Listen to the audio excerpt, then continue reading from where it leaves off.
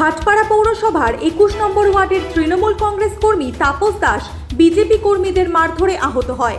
সূত্রের খবর, ভোট শেষে তিনি তার বুথে দাঁড়িয়েছিলেন। সেই সময়তেই বিজেপির কর্মীরা সেখানে আসে ও বচসার সৃষ্টি হয়। এমনকি মারার হুমকিও দেয় বিজেপির কর্মীরা। আর তারপরেই সেই তৃণমূল কংগ্রেস কর্মীকে বেধড়ক মারধর করে বিজেপি কর্মীরা। 2-3 বার গুলিও চালানো হয় বলে খবর। মারধরের পর উপস্থিত সকলকে শাসিয়েও যায় বিজেপির কর্মীরা। বেহাল অবস্থা দেখে তাপস দাসকে ভর্তি করা হয় ভাটপাড়া স্টেট জেনারেল হাসপাতালে। সেখানে তার অবস্থার আরও অবনতি হওয়ার জন্য কামারহাটি সাগর দত্ত হাসপাতালে ট্রান্সফার করা হয়।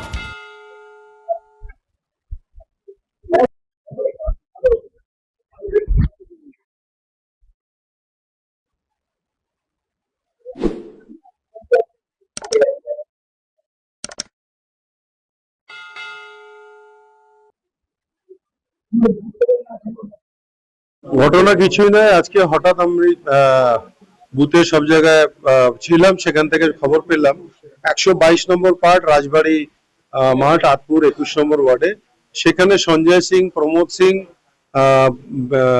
বিপ্লব ঘোষ, তারপরে আপনার প্রতীক সোনার এবং জিতেন্দ্র সিং বলে একটা ক্রিমিনাল, যে মার্ডার কেসের আসামির থেকে কয়েক বছর জেল কেটে ইতিমধ্যেই এসেছে। প্রতীক সোনার অ্যাবসকন্ডার অনেক কেসে, এখানেও থাকেন, আজকে সকালে এসেছে এবং এরা সবাই মিলে ওখানে যায় এবং যাওয়ার পরে তাপসের সঙ্গে তাপস বলে আমাদের দলীয় কর্মী, ওর সঙ্গে বতসা শুরু হয়। ও ভালোভাবেই বলে, কিন্তু বলতে বলতে ওকে বলে যে তোকে শেষ করে দেবো, মেরে দেবো।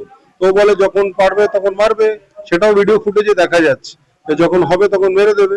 তো বলতে বলতেই ওকে মারা আরম্ভ করে ও পড়ে যায়, একজন বাঁচাতে যায়, তাকেও মারে, সে পড়ে যায়। তারপরে তাপস ওখান থেকে উঠে পালানোর সময় তাকে 2-3 রাউন্ড গুলি চালানো হয় এবং গুলি চালানোর পরে 2-3 রাউন্ড গুলি চালানো হয় এবং তারপরেই ও ওখান থেকে মানুষ যারা ছিল গুলি চালার পরে তারা সবাই মানে পালানোর চেষ্টা করছে। এর মধ্যেই ওকে আবার ধরে মারধর প্রচন্ড ভাবে করে ফেলে। তারপরে ও পড়ে যায় ড্রেনের মধ্যে। সেখান থেকে পাড়ার সবাই হই হই করে আস্তে আস্তে এরা তখন সরে যায় ওখান থেকে, যাওয়ার সময় সবাইকে শাসিয়ে যায় যে কেউ যদি কোনো ডায়েরি করেছে বা বয়ান দিয়েছে তাকেও এই পরিস্থিতি করব, এই পরিণাম করবে বলে চলে এসছে। তারপরে পাড়ার ছেলেরা ড্রেন থেকে তুলে একটা ভ্যানে করে রোডে নিয়েছে, টোটো করে ভাটপাড়া স্টেট জেনারেল হসপিটালে নিয়ে এসছে। খুবই খারাপ পজিশন তার, এখান থেকে সাগর দত্তে ট্রান্সফার করেছে, নিয়ে গেছে ইতিমধ্যেই, জানি না বাঁচবে কি মরবে। বলা হয়েছে যে থানায় এফআইআর করতে এবং পেশেন্টকে দেখার জন্য। আমি নিজে এসেছি, যেহেতু এখানে ওরা বললো আমরা এটা পারবো না, সেই জন্য আমরা সাগর দত্তে ট্রান্সফার করেছি।